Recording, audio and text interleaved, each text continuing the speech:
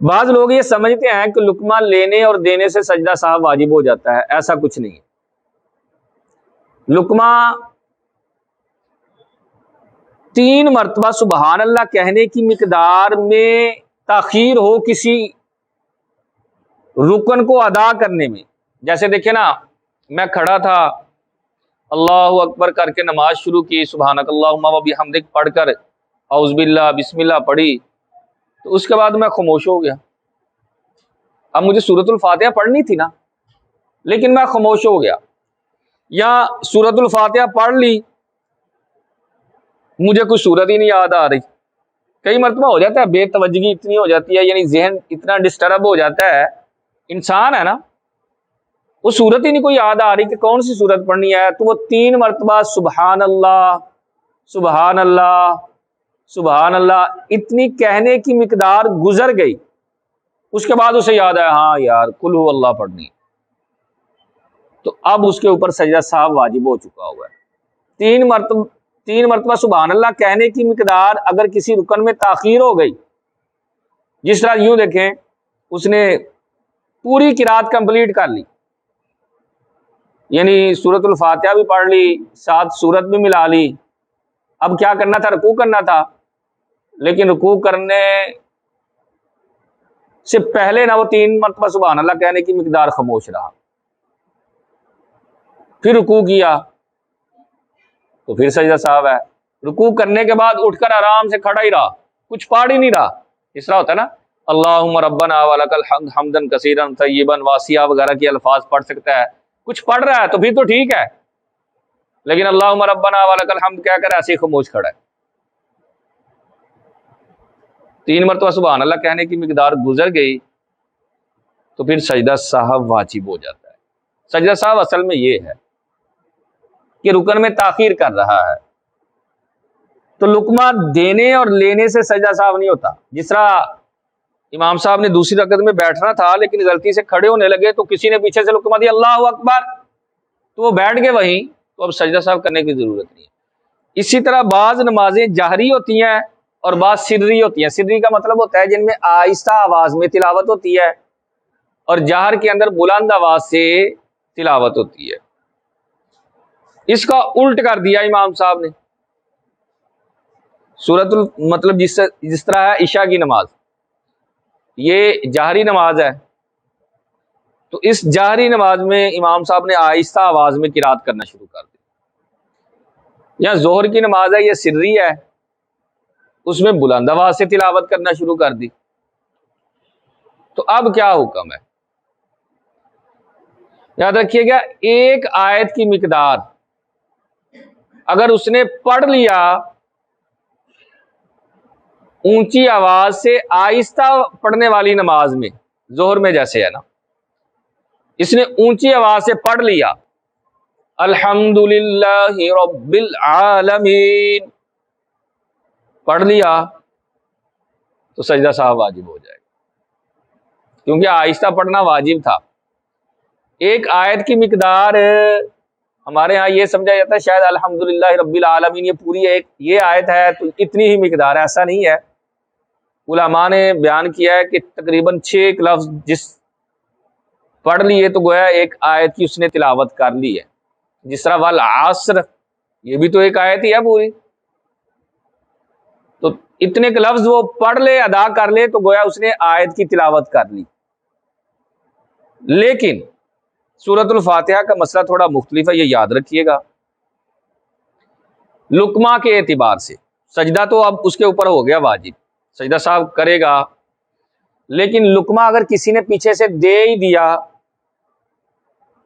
جب تک وہ نصف سورۃ الفاتحہ امام صاحب نصف سورت تک نہیں پہنچتے اس سے پہلے جو ہے وہ لقمہ دے سکتے ہیں۔ سجدہ تو بہرحال کرنا ہی کرنا ہے۔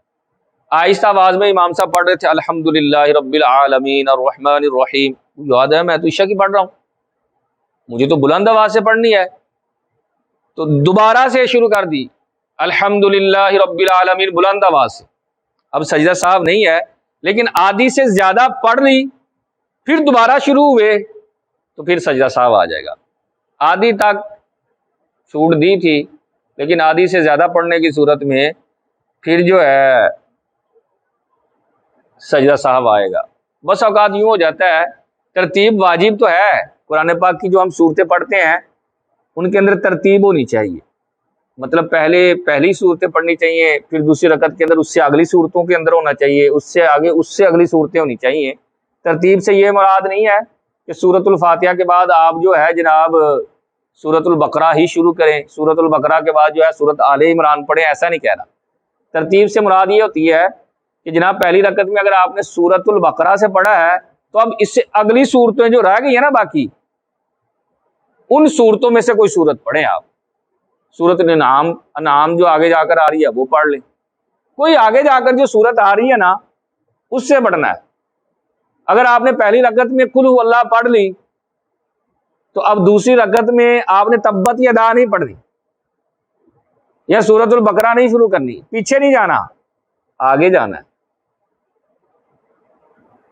تو اگر غلطی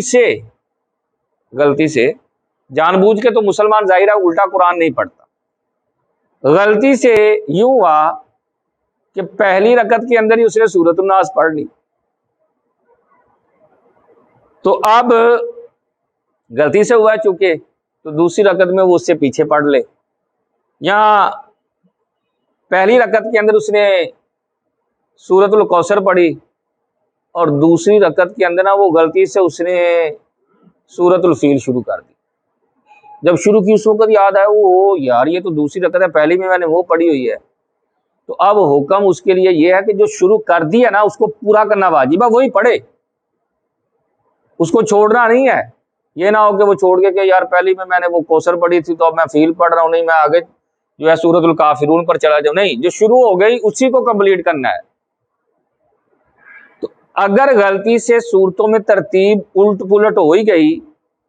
تو سجدہ سہو نہیں ہوتا اس کے اندر، اور اس کے اندر لقمہ دینے کی بھی امام کو ضرورت نہیں ہے۔ امام نے مطلب پہلی رکعت میں کچھ اور سورت پڑھی، دوسری میں کچھ اور سورت پڑھ لی، پیچھے چلا گیا تو سجدہ مطلب لقمہ دینے کی ضرورت نہیں ہے۔ امام بھول گیا، جس طرح قرآن پاک کی کچھ آیتیں پڑھی امام نے، آگے یاد ہی نہیں آیا، تو کسی اور جگہ سے بھی آگے جا کر لقمہ دیا جا سکتا ہے۔ جیسے امام صاحب سورۃ الفیل پڑھ رہے تھے، اس کے درمیان سے بھول گئے ہمیں آتی نہیں ہے سورۃ الفیل، تو میں آگے سے لإیلاف قریش کا لقمہ بھی دے سکتا ہوں کہ اگر معنی درست ہو تو تب، اگر معنی درست ہوا، معنی کے اندر خرابی نہ ہوئی تو آپ کا لقمہ بھی درست ہے، نماز بھی درست ہو جائے گی۔ لیکن امام صاحب اگر اتنی قرات کر چکے ہوں جس سے نماز جائز ہو جاتی ہے تو امام کو مقتدیوں کو مجبور نہیں کرنا چاہیے کہ لقمہ دیں، بلکہ ان کو کیا کرنا چاہیے، امام کو وہیں رکوع و سجود کر کے نماز کو کمپلیٹ کرنا چاہیے، مجبور نہیں کرنا چاہیے کہ پیچھے سے مجھے لقمہ دو۔ اور ضروری تھوڑی ہے کہ ہر بندہ ہی پیچھے حافظ قرآن کھڑا ہو، ہر وقت ہی جو منزل جو ہے وہ مستحضر ہو۔ کئی مرتبہ ایسا بھی ہو جاتا ہے، ذہن اتنا ڈسٹرب ہو جاتا ہے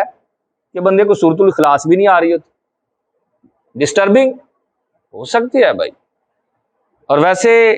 امام عمومی طور پر جو بولتا ہے وہ مقتدیوں کی وجہ سے بولتا ہے، جس طرح نبی کریم صلی اللہ تعالیٰ علیہ وسلم، اس کا یہ مطلب ہرگز نہیں ہے کہ امام اپنا جو ہے وہ بھولنا مقتدیوں پر ڈال رہا ہے کہ ٹاڈا گناہ ہے، نہیں۔ نبی کریم صلی اللہ تعالیٰ علیہ وسلم نے فرمایا تم وضو ٹھیک کیا کرو، تمہارے وضو کے ناقص ہونے کی وجہ سے امام کے اوپر بوجھ ڈلتا ہے جس کی وجہ سے وہ بھولنا شروع ہو جاتا ہے۔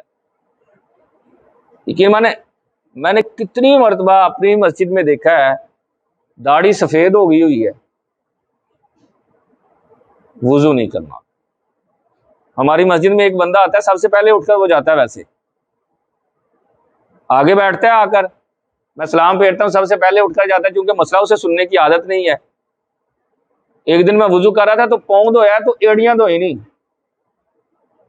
میں جی تسی میرے پیچھے نماز پڑھنی ہوندی ہے، تہاڈا ماشاءاللہ وزن ونج بھی زیادہ تے بوجھ بھی بڑا تہاڈا ہوندا تے تہاڈی مہربانی ہے ذرا صحیح طرح وضو کر لیا کرو۔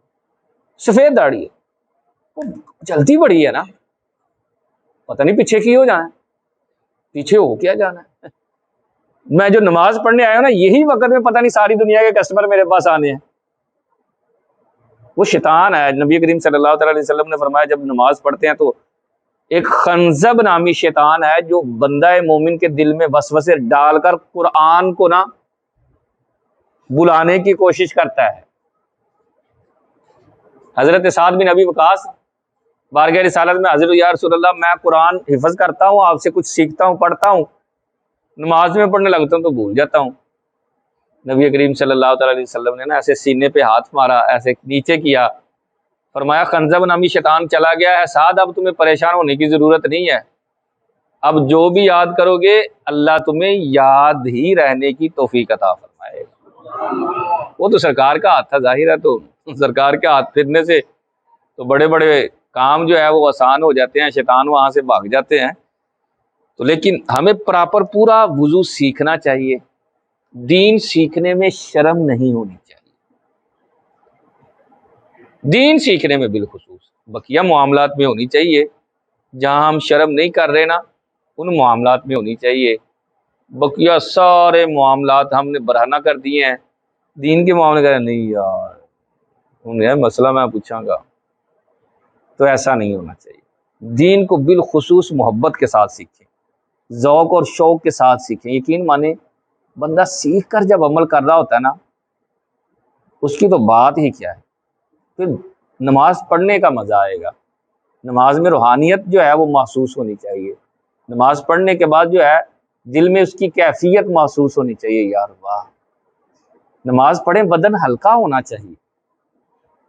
ٹھنڈک محسوس ہو، یہ ہے نماز کا مطلب۔ تو یہ لقمے کے چند مسائل اور نماز کے حوالے سے میں نے چند باتیں عرض کی۔ اللہ تعالی ہم سب کو جو ہے دین سیکھ کر اس کو سکھانے کی توفیق عطا فرمائے۔ تو میں پہلے چونکہ عرض کر چکا، یہ ہے اصل میں میلاد مصطفیٰ۔ اب دیکھیں نا آپ یہاں تشریف لائے ہیں، کچھ مسئلہ سیکھا، کوئی ایک ہو سکتا ہے سمجھ آ گیا ہو، ضروری تھوڑی ہے کہ ساری آ جائیں، ایک بھی آ گیا نا تو اب جب تک آپ عمل کرتے رہیں گے اللہ کی رحمت سے امید ہے عمل ہم نے کرنا ہے، اور انشاءاللہ زاہد بھائی کی والدہ جو ہے ان کی قبر کو اللہ تعالیٰ ٹھنڈا فرماتا رہے گا، کیونکہ